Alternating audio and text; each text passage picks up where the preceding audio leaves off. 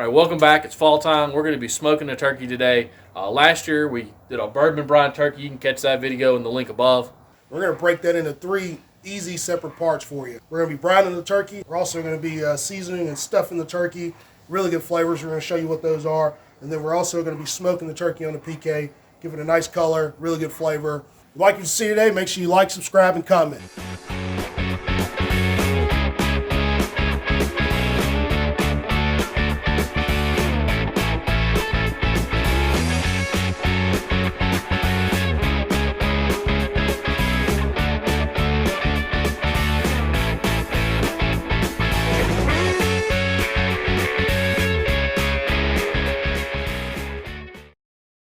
Alright, so today we're going to be cooking a turkey for Thanksgiving, and we're going to be smoking it on the PK. We're breaking this into 3 easy parts. We're going to brine the turkey, season the turkey, and smoke the turkey on the PK.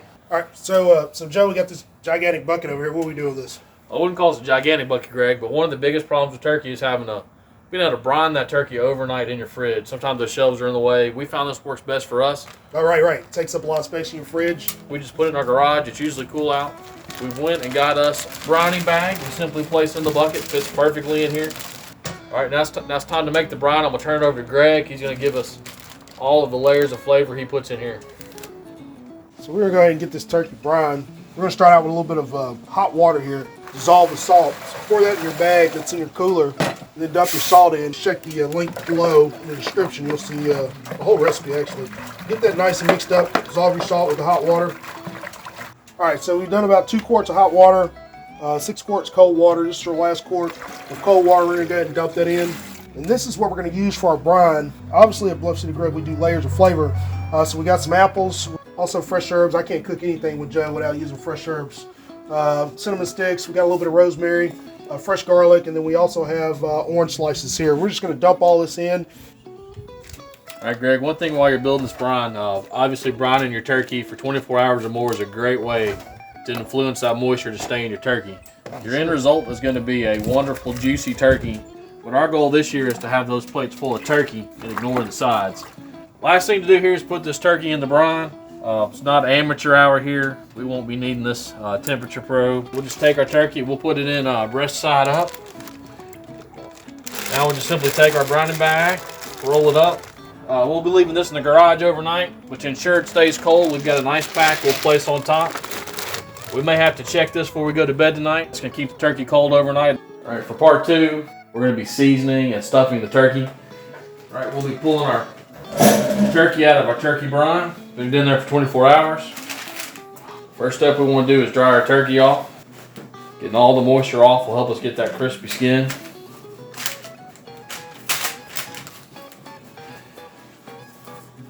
Now, one thing we want to make sure we don't do is waste any of those apples we put in the brine overnight. Any of that citrus, any of those botanical flavors, we want to get those deep into our turkey. So we're going to take a handful of Fuji's and Granny Smith apples right out of our brine. We're just going to alternate. We're going to stuff some apples in our turkey. We're going to stuff a quartered onion, stuff a couple more apples until this turkey cavity is completely full. It seems like the turkey's going to be pretty flavorful. The apples, the onions, the sage, it seems like those flavors are going to melt well, especially with the wood that we're smoking with today. All right, one of the best tips we're going to give you today is to use some avocado spray to help seasoning adhere to the turkey. You guys can use olive oil if you'd like. This works good for us. I'm going to have Greg help me out here. Yeah. Give us an even coating of seasoning. You don't want to over season this turkey. You want to let a generous light portion of rub, but you want to let that smoke penetrate the meat.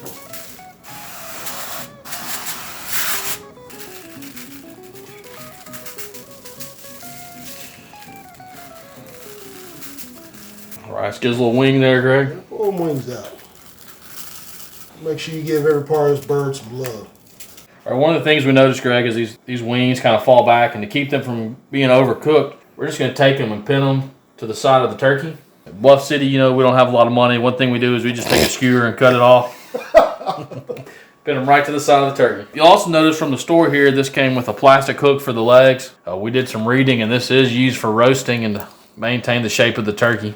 All right, we've got our PK set up for an indirect cook, lump charcoal and some maple. We'll get this grill up to about 275 and load this turkey. Greg, we're to step 3 today. We've brined the turkey, we stuffed the turkey. It's time to smoke this bad boy. We're right about where we want to be, 275. Yeah, so like 275 I think is perfect for this turkey. And you go low and slow, I mean, you're gonna get a lot of smoke flavor, but the skin's gonna come out a little rubbery. But if you go too hot, you won't get as much smoke flavor as you would. And so that's why we kind of picked a happy medium with 275. I think that's the right temperature. One thing about setting up this PK for smoking a turkey, we'll keep this side closed. We'll open up the side over the turkey. And on the bottom, we'll pull the vent open on the bottom right and get that heat to flow up and over the turkey and out. Rotator bird, we're in about 2 hours. We'll let this side get a little bit of smoke now. This is honey hog barbecue from Meat Church. It's a light rub, got a little sweetness to it. It's got a good color to it. Just something simple, light, sweet. It's good. You guys are always welcome to use your favorite rub. It's just what we use today. Kept it simple. Of course, this is BluffCityGrub, so we have to have layers of flavor while we're cooked. This rub here, we're going to add one more layer of flavor to it. Set this turkey off and we eat it. Right, we've been rolling for here about, Greg said about 3.5 hours, about 275.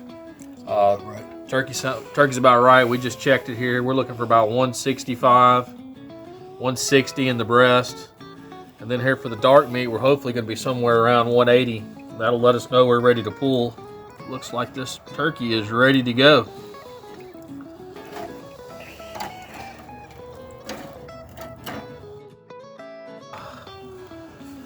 Right, we'll take this inside. Just like any large cut of meat, pulled pork, ribs, something like that, something we slow cooked, we want to let it rest for at least 15 minutes before we serve it. All right, our turkey's been resting here for about 20 minutes. This is beautiful looking turkey. It's exactly what we're looking for. Oh man, that thing's glistening. Happy Thanksgiving.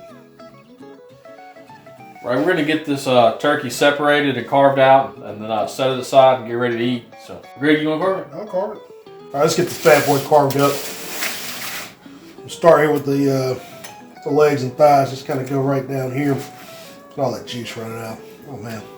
Talk us through it, man. All right, yeah, we're gonna just separate this. Oh. It's hot.